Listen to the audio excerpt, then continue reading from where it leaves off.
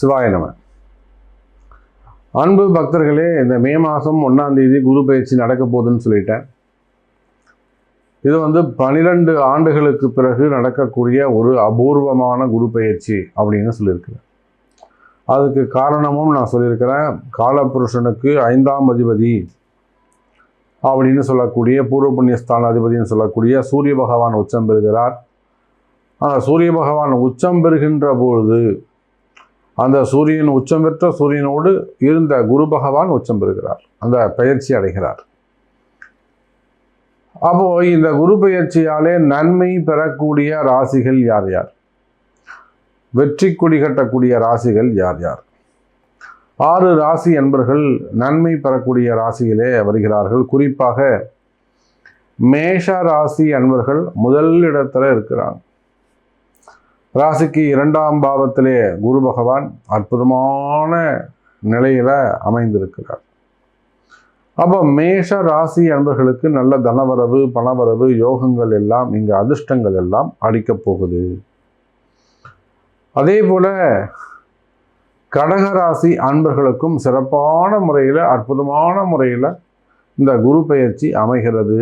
லாபஸ்தானத்தில் குரு பகவான், லாபங்கள் அதிகரிக்கும். சிறப்பான முறையில் உங்களுக்கு தொழில் அமைப்புகள், வருமானங்கள், யோகங்கள், உத்தியோகம் இதெல்லாம் ரொம்ப சிறப்பாக இருக்க போகுது. சினிமா துறையை சார்ந்தவர்கள், அரசியலில் ஈடுபட்டிருக்கக்கூடியவர்கள், இவர்களுக்கும் அதே அற்புதமான முறையில் கடகராசிக்கு நல்ல ராசியாக அமைகிறது.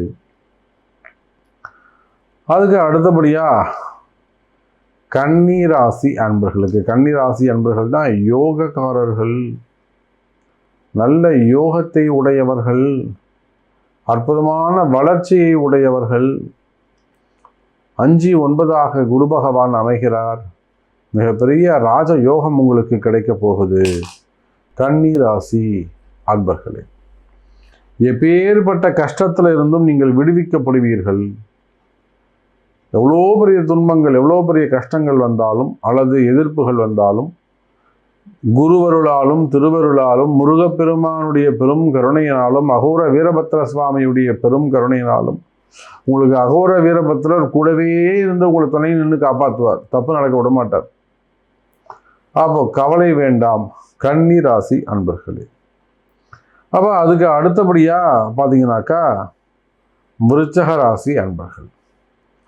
விருச்சக ராசியை பொறுத்தவரையிலே 7ஆம் பாவம், 7ஆம் பாவமாக நம்முடைய இங்கே 7ஆம் பாவமாக குரு பகவான் விருச்சக ராசியை பார்க்கிறார். விருச்சக ராசி என்பவர்களும் எக்கச்சக்கமான கஷ்டம், சொல்லி மாளாது அவங்க துன்பத்தை. அப்போ நிறைய ஏமாற்றங்கள், நிறைய கதையாக சொல்லுவாங்க. அப்போ அந்த மாதிரியான துன்பங்களிலிருந்து, கஷ்டங்களிலிருந்து நம்மளுடைய விருச்சக ராசி அன்பர்களும் விடுவிக்கப்படுவார்கள்.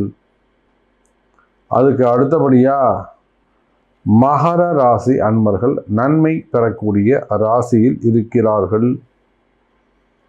மகர ராசிக்கு 5, 9ஆக இந்த குரு பகவான் அமைகிறார்.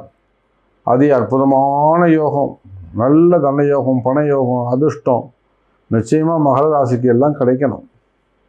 நிச்சயமாக கிடைச்சாதான் நல்லது.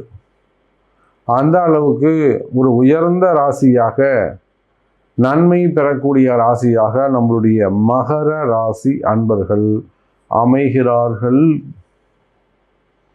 அதுக்கு அடுத்தபடியாக கேந்திரஸ்தானத்தில் கும்பராசிக்கு அதிர்ஷ்டமான ஒரு கிரகமாக குரு பகவான் அமைகிறார்.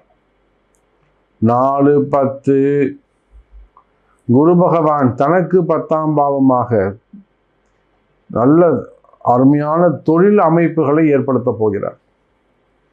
எனக்கு வேலை போயிடுச்சுங்க சாமி அப்படின்னு சொல்லக்கூடியவங்கெல்லாம் புதுசாக தொழில் தொடங்க போகிறாங்க, பிஸ்னஸ் மேன் ஆக போகிறாங்க, முதலாளியாக போகிறாங்கன்னு அர்த்தம். ஆனால் கடன் ஏதாவது வாங்கும்போது கொஞ்சம் ஒரு வார்த்தை கேட்டு செய்யுங்க. அப்போ கும்பராசிக்கும் நன்மையாக உள்ளது. அப்போ எந்தெந்த ராசியெல்லாம் நன்மை நடக்க போகுது? மேஷம், கடகம், கன்னி ராசி, விருச்சகம், மகரம், கும்பம். இந்த 6 ராசி அன்பர்களும் யோகாதிபதியாக அமைகிறார்கள்.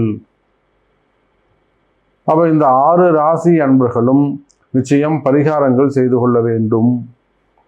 அன்பு நேயர்களே, நம்ம பதிவின் தொடக்கத்தில் சொன்னதை போல பரிகார ராசியாக உங்கள் ராசி அமைகிறது.